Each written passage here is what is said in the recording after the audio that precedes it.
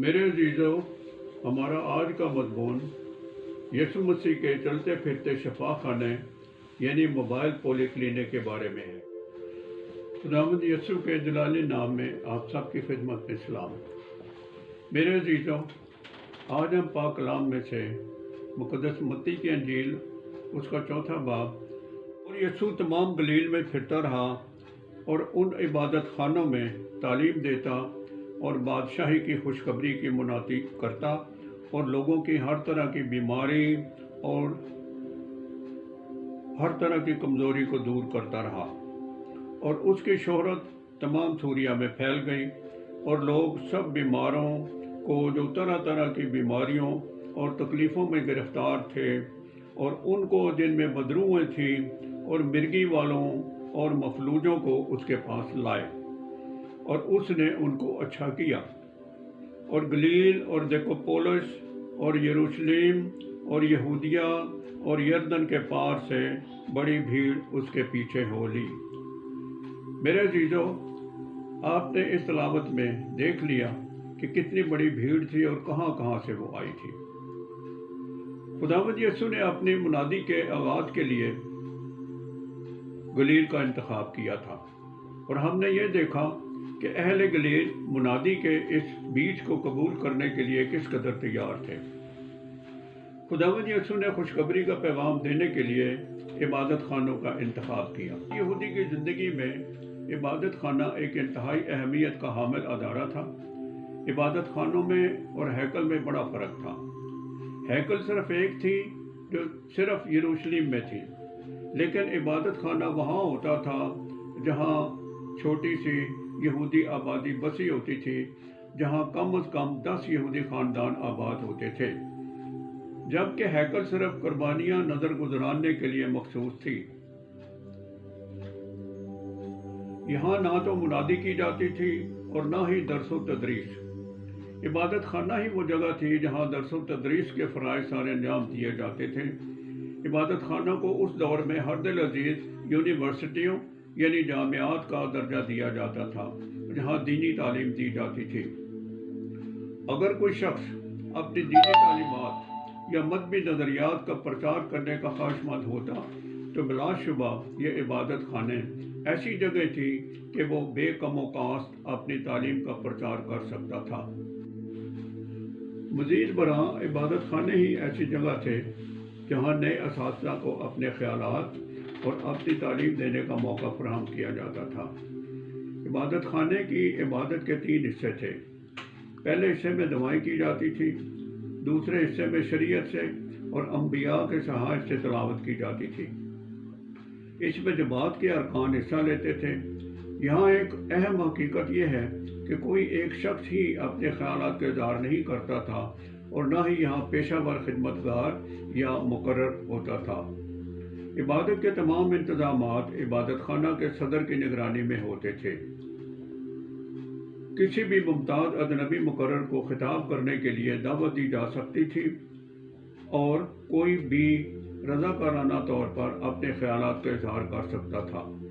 اگر منتظم کو اس بات کا ادراک ہو جاتا کہ یہ منفرد یا اچھا مقرر ہے تو وہ اسے دعوت دیتا، اور یوں شروع میں خداوند یسوع کے لیے عبادت خانے اور ان کے پلپٹ کھلے تھے، اور یہیں سے خداوند نے اپنی منادی کا آغاز کیا، کیونکہ عبادت خانوں میں ہی اس کی ملاقات اس دور کے سنجیدہ علماء کرام سے ہوتی تھی اور ان سے تبادلہ خیالات کا موقع میسر آتا تھا۔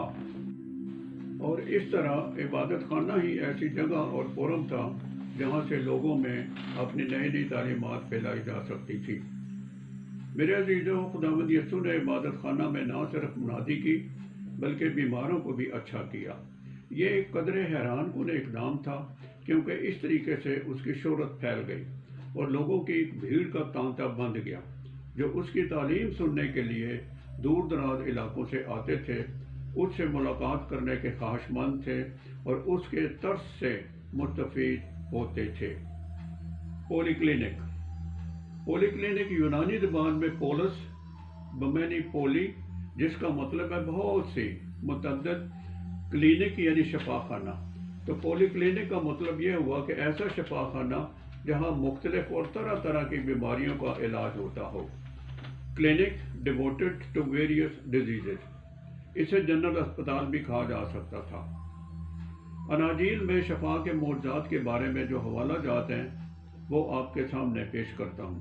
مقدس متی کی انجیل میں 4 باب میں، 8 باب میں، 9 باب میں، 15 میں، 17 میں اور 20 میں اس کی ساری تفصیلات ہیں. اسی طرح مقدس مرقس کی انجیل میں بھی اور مقدس لوکا کی انجیل میں بھی مختلف ابواب میں خداوند یسوع کے شفا کے معجزات بکھرے پڑے ہیں.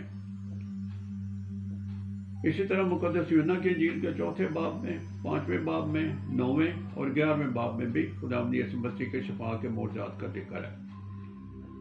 ان تمام حوالہ جات میں ہر قسم کی بیماریاں، کمزوریاں، اندھا پن، بہرا پن، گونگا پن، کوڑ اور روحوں اور بدروحوں کو نکالنا، مردوں کو زندہ کرنا وغیرہ کا ذکر کیا گیا ہے. میرے عزیزو، یہ تمام معجزات نہ تو ایک وقت میں ہوئے اور نہ ہی ایک مقام پر، بلکہ یہ کبھی ایک شہر میں، کبھی گھر میں، کبھی جھیل کنارے، عبادت خانوں میں، گاؤں میں، بستیوں میں، یعنی پورے صوبہ میں وقوع پذیر ہوئے تھے. ان کی شہرت ملک گیر سطح پر سے نکل کر فلسطین کی سرحدوں کے پار ریاستوں تک میں پھیل گئی. آئیے پہلے متی 4 باب اس کی 23 اور 25 آیت کا مطالعہ کرتے ہیں جو میں نے آپ کی خدمت میں پہلے پیش کیا تھا. ایک دفعہ پھر اس پر نظر مارتے ہیں. اور یسوع تمام گلیل میں پھرتا رہا اور ان کے عبادت خانوں میں تعلیم دیتا اور بادشاہت کی خوشخبری کی منادی کرتا اور لوگوں کی ہر ایک بیماری اور کمزوری دور کرتا رہا. اور اس کی شہرت تمام سوریہ میں پھیل گئی اور لوگ سب بیماروں کو جو طرح طرح کی بیماریوں اور تکلیفوں میں گرفتار تھے، آسیب زدوں اور مسروعوں اور مفلوجوں کو جو اس کے پاس لائے اور اس نے انہیں اچھا کیا. اور گلیل اور دیکاپولس اور یروشلم اور یہودیہ اور اردن کے پار سے بڑا ہجوم اس کے پیچھے ہو لیے. یہاں لکھا ہے کہ بڑا ہجوم اس کے پیچھے ہو لیا. آئیے بڑے ہجوم کے بارے میں کھوج لگاتے ہیں. لکھا ہے اور گلیل اور دیکاپولس اور یروشلم اور یہودیہ اور اردن کے پار سے ایک بڑا ہجوم اس کے پیچھے ہو لیا. جن مقامات کا ذکر کیا گیا ہے ان کو باری باری لیتے ہیں. اناجیل میں گلیل کا ذکر ہے. اگر ہم گلیل کے نقشہ پر نظر ڈالیں تو ان مقامات کے نام سامنے آتے ہیں. گلیل ایک صوبہ تھا، شہر نہیں. خداوند یسوع کے دور میں صوبے کا حاکم ہیرودیس اعظم کا بیٹا انتپاس، جس کی حکومت 4 قبل از مسیح سے لے کر 39 مسیحی تک تھا. اس میں بدرجہ ذیل قابل ذکر شہر تھے: خورزین یا خرازین، کفرناہوم، بیت سیدا، مجدل یا بغدلہ، تباریہ یا تبریاس اور اس کی جھیل، کانا یا کانا گلیل، ناصرت، نائن، قادیش، نفتالی، جوٹا پٹا اور کوہ تبور وغیرہ.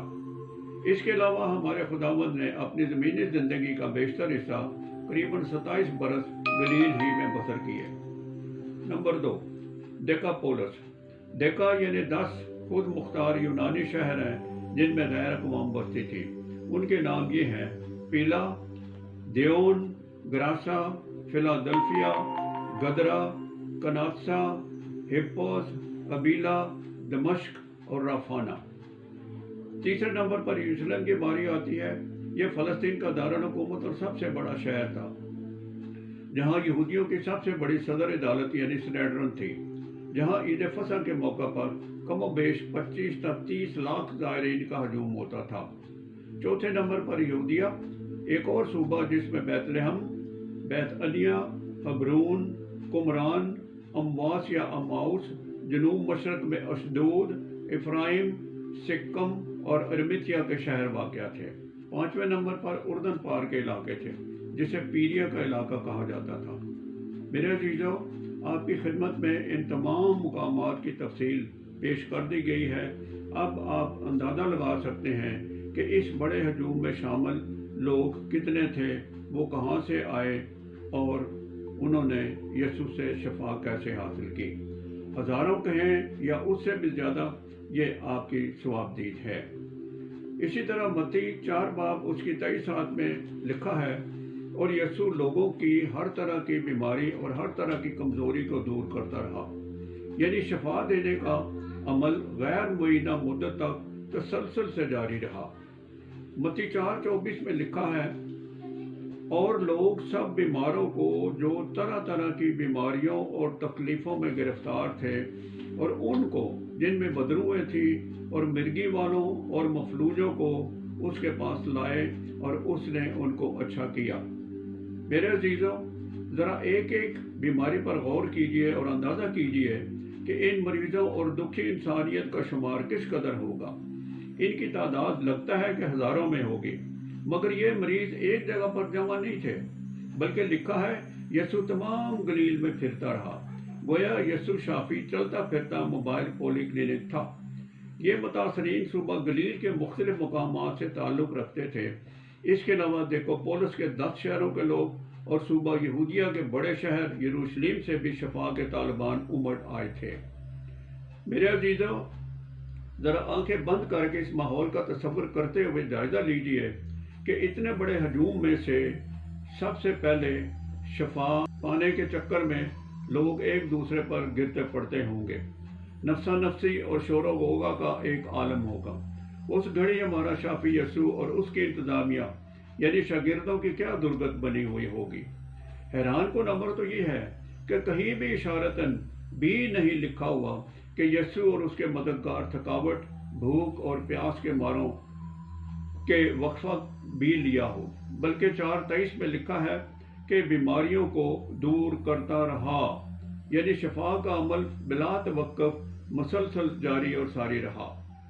कामुल उम्मीद है कि जब कायरीन को बड़ा हजूम और मोबाइल पॉलीक्लिनिक का मफहूम वाज़ेह तौर पर आयां हो गया होगा कि यसू मसीह का ये चलता फिरता शफा खाना यानी मोबाइल पॉलीक्लिनिक हर किस्म की बीमारियों से किस तरह शफा देता रहा।